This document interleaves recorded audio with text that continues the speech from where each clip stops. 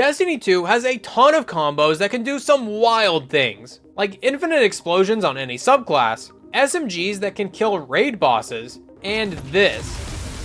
So here are 12 glorious combos in Destiny 2. I'm Marshix, and you can throw infinite grenades with Lord of Wolves.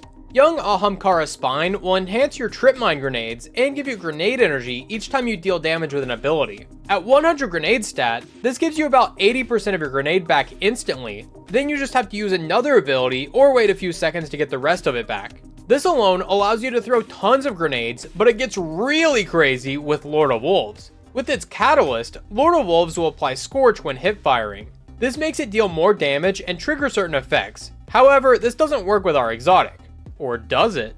It turns out, if you apply Scorch with an ability, then top off the Scorch with Lord of Wolves, the ignition will still activate Young Ahamkara, giving us the rest of our grenade back. So you just throw one grenade, shoot 3 bursts of Lord of Wolves, and then repeat the cycle of endlessly throwing grenades and making explosions. And feel free to put this on your resume when you audition for a Michael Bay movie. My favorite build this season revolves around Fletchet Storm, and this combo makes it deal insane amounts of damage constantly. First off, Fletchet Storm allows us to jump up in the air and throw tons of these strand blades. We can throw more the more melee energy we use, and with Wishful Ignorance, each hit will increase the damage of the following hits.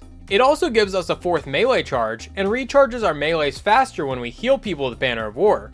This makes it deal a ton of damage, about the same as Akira's Thunder Crash, but we get them back way faster, and we can increase the regen even further, so we can spam these things going into every engagement.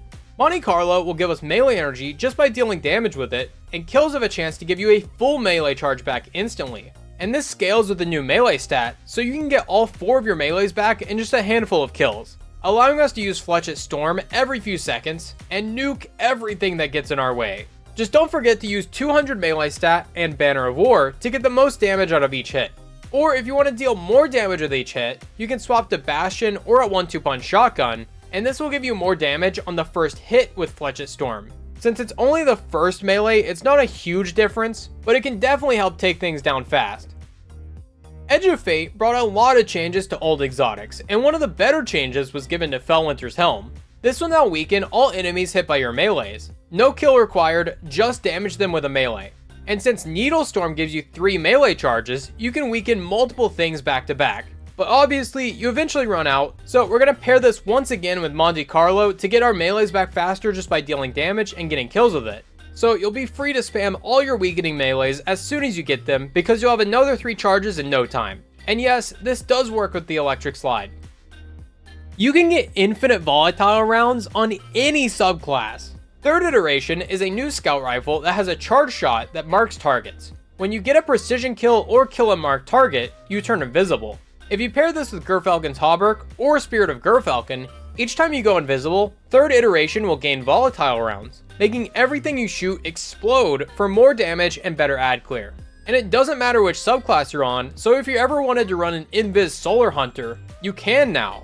Just go invisible every so often with your scout rifle, and you'll keep this going forever. Edge of Fate introduced armor set bonuses, and after you beat the Mythic campaign, you gain access to the Aion adapter set. The 2-piece will give you a buff that decreases the AoE damage that you take whenever you get kills with rockets and grenade launchers, and the 4-piece will disorient enemies while you have that buff. Now, while this does specify rocket and grenade launchers, this also includes things like the rocket pulse rifle and rocket sidearms, and the rockets from Hazardous propulsion. This chest piece will shoot out rockets whenever you place your barricade. When these rockets deal damage, it will give your other rockets a damage buff, which once again includes your rocket pulse rifle and rocket sidearms. So just by placing your barricade, you'll shoot out rockets, get a damage buff, and get the force absorption buff from the armor set. That's a lot of value with one action, especially if you're running Storm's Keep to add bolt charge on top of that. I usually don't include artifact mods in my combo videos, but this one is too good to pass up. Elemental Daze will create an explosion each time you stun a champion. Simple enough. But for some weapons, this will bug out and trigger multiple explosions. Divinity is one of those weapons. When you stun overload champions with this, it will destroy their health bars, instantly killing them or leaving them at 1 HP. So we're going to pair this weird interaction with Cenotaph Mask. This will always keep Divinity reloaded for you, and it will mark champions you hit with it. If a teammate kills the marked target, you get special ammo for your Divinity, and your teammates will get heavy ammo. I know you'll probably kill most overloads you encounter, but in those scenarios where it doesn't kill them, your blueberries just need to sneeze on them to make ammo for everyone. Definitely use this before it gets fixed. This next combo is barely noticeable, but I love that it works. Hierarchy of Needs just got an update, making it easier to use, and bows now spawn missiles when fired through the guidance ring, and they specified all bows. This includes the first bow ever created, Tether. Yes, Tether is considered a bow, so it too spawns missiles. So just throw on Orpheus Rig to get a third set of Mobius quiver shots, and let the missiles fly.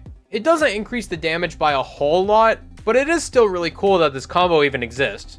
Another weapon that got a buff this season is Devil's Ruin. This now creates fire sprites with kills, and picking up the fire sprite allows you to use the charge shot. Now, the fact that this creates fire sprites instantly gives it synergy with a new Titan exotic. This will make you the Forge Master with rapid solar kills, or by simply picking up a fire sprite. So as you can see, you'll have Forge Master up constantly, and it only takes one kill to get started. While you have the Forge Master buff, you can recall your throwing hammers back to you, just like Thor, which creates an explosion in the process. This is a really fun build, but it can feel bad when you lose your Forge Master buff. But with Devil's Ruin, that's never going to be a problem.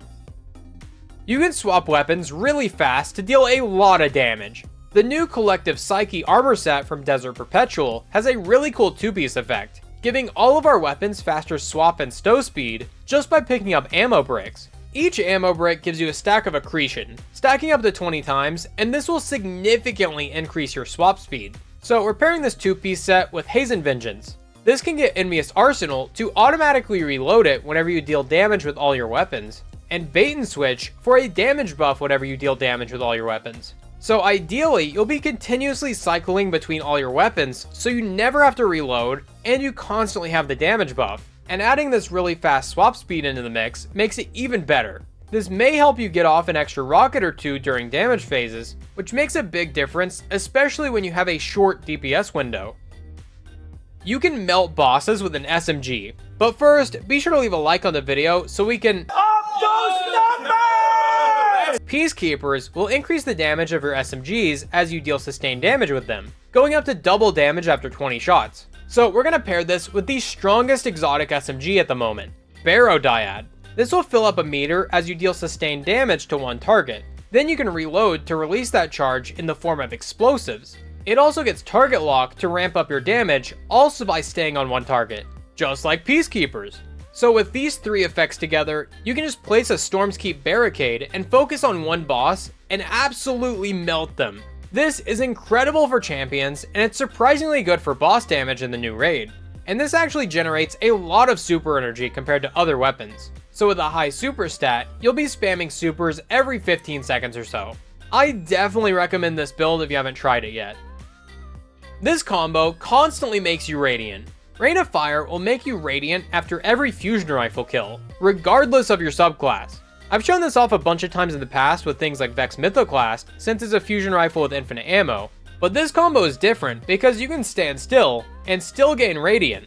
Finality's auger is a linear fusion rifle that creates a floating turret that shoots everything around you.